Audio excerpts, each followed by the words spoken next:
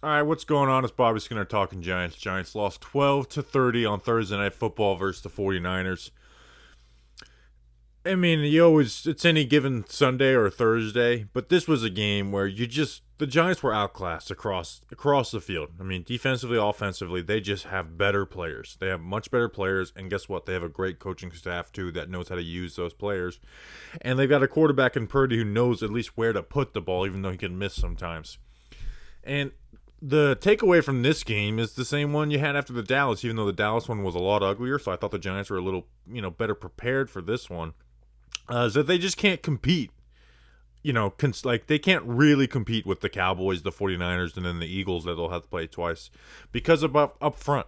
Because those teams have pass rush across the board with defensive player of the year candidates leading the way. Like Nick Bosa, Micah Parsons, and Hassan Reddick, and now the Eagles add Jalen Carter, and this isn't an Eagles preview reaction, but it's just those teams not only have that one great pass rusher, they have those guys across the board, and the Giants can't compete. So the Giants came into this game like, hey, we got to work the quick game, right? And guess what? The 49ers know. We're going to get there against four with that offensive line. We're going to get there four consistently, so they're going to work the quick game, and we're going to be on top of it. I mean, Wan'Dale Robinson and Paris Campbell, they're two slot receivers. They had 10 catches, but only for 45 yards, right? So the 49ers, anytime the Giants got into 11 personnel with three receivers, put a slot receiver, hey, let's show off coverage pre-snap. Be ready to pounce because they're going to get the ball out quick because the Giants know they can't protect. So they get aggressive with their coverage, and it's a different style than what the Cowboys did, but it's kind of, the similar mindset. And then the Giants would get in two tight ends, and they would keep in 7 and 8 guys to block. Well, guess what? Then you have less guys running routes, and even with that, they would still give up pressure, right? And it just was they just can't hang up front with those guys. And then when you're playing like that, every mistake on offense or defense ends up being a drive killer, right? You had 2 drops by Darren Waller. One ended up being popped up for an interception. I mean, Daniel Jones we thought it was bad in 2020 with Evan Ingram. Daniel Jones might set the record for turnovers created by his skill players. You had the drop by Brightwell. There was a play, I watched the Prime Vision that had the all-22. There was a play earlier in the game when they ran the same exact play that the Giants got that 31-yard, the Hyatt versus the Cardinals. And DJ just doesn't throw it. Now, pressure is coming, but he had enough clean of a pocket to throw. He doesn't throw it. He missed Waller high on that 3rd and 11 where it just, it goes over the fingertips of Waller. I really don't feel like debating that one. That should have been a better throw. If you think Waller should have jumped, whatever. Now, the one thing where it's like coaching-wise, again, there's always going to be things you want back. But the one really bad moment from the coaching staff, offensively at least, to me, was that Nick Bosa sack. They run play action away from Bosa, but they have Daniel Bellinger detached from the line of scrimmage. So he's like, you have, you saw it. You have Bellinger like behind Bosa. So you have Bosa here, Bellinger here. Well, the play is going this way. So Bosa chases. Bellinger has no shot unless Bosa just doesn't play it right?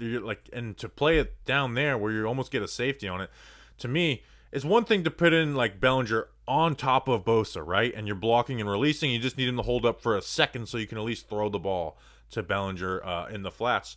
But to do it like that to me, I didn't make sense. Unless you want to criticize and say the Giants should have handed the ball off to Matt Breida and Gary Brightwell a lot more against a team that hasn't given up a 70-yard rusher in 2 seasons. And then on the defensive side, they blitz more than any team has in the next-gen era. Like they said, they had an 84% blitz rate.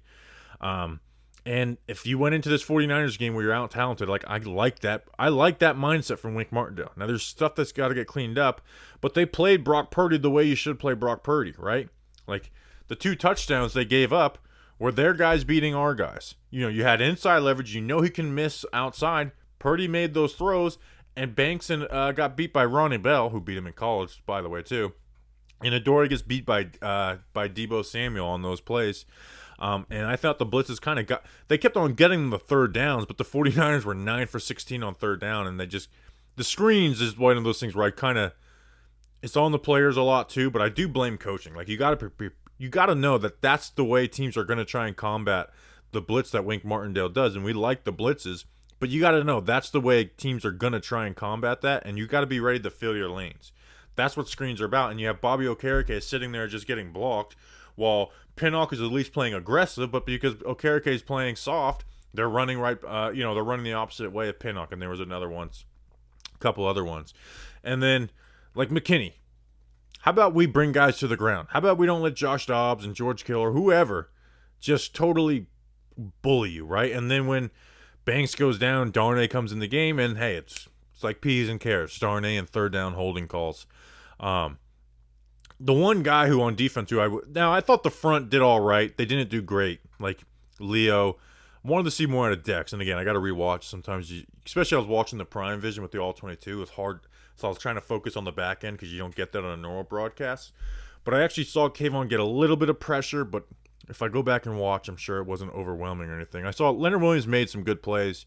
Dex, I would like to see more out of him up there.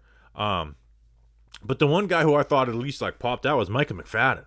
I mean, this was a guy who had a really bad game versus the Arizona Cardinals and goes against the 49ers. And at least there's somebody who's playing fast on this defense, and that was Micah McFadden. He had 4 tackles for loss.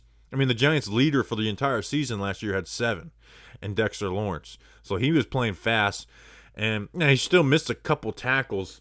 And that's the frustrating thing with McFadden is like you like his IQ and the way he plays fast and aggressive, but you got to finish some of those tackles. But I thought he played really well. And the guy I'm probably the most frustrated with, even more so than like McKinney, is Okereke. He's been playing slow, and that was one thing we talked about. You know, if you guys watch the film breakdown and the podcast when the Giants signed him, is like we need him to be he's got to be ahead of the play, and sometimes it just seems like he's too behind it. And when teams are gonna pull and do a bunch of different stuff in the run game, like he's just gonna be playing slow, and I don't like that because he's a fast, good athlete, and there's just times where the play is coming to him instead of the opposite way. When you do see him play fast, it's amazing, but you just don't see that often enough. So, gonna rewatch it. O-line report, film review. Have a podcast out in the morning.